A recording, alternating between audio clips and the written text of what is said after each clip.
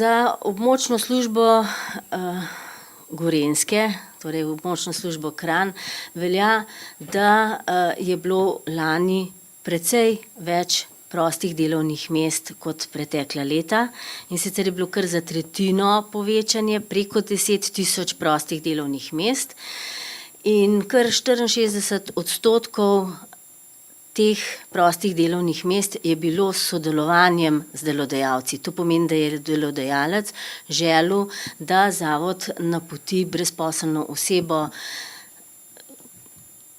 na razgovor. Torej, da je bil kandidat naš, bom rekla, brezposelna oseba. Katera občina na Gorenjskem ima največjo brezposelnost še do zdaj? No, najvišjo brezposelnost, najvišjo stopnjo registrirane brezposelnosti ima še vedno Urad za delo Tržič, vendar je le-ta nižja od povprečja, 7,3 znaša na Uradu za delo Tržič, najnižja je pa na Uradu za delo Škofja Loka, 4,5%. Dejansko najvišje znižanje, če rečem, brezposelnosti je bilo pa prav v Tržiču v primerjavi z letom 2016, in sicer kar za 21%.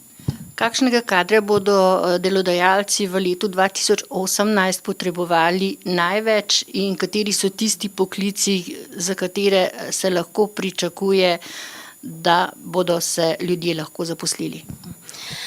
Torej, zavod vedno dela anketo med delodajalci 2-krat letno in jeseni so delodajalci takšno anketo izpolnjevali. Za Gorenjsko velja, da napovedujejo delodajalci 2,4% rast zaposlovanja, nekoliko nižjo kot v Sloveniji, 2,6 je predvideno za Slovenijo. In sicer delodajalci, ki imajo sedež na območju Gorenjske, napovedujejo 1831 zaposlitev.